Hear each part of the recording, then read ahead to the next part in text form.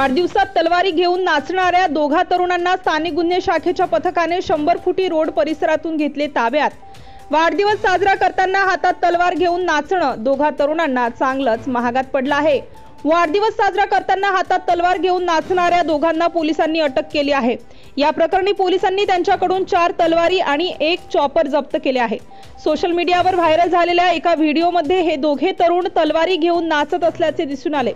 या व्हिडिओच्या आधारे पोलिसांनी या तरुणांचा शोध सुरू केला आणि शेवटी त्यांना 100 फुटी रोड परिसरात असलेल्या सुमैया हॉल जवळून अटक केली।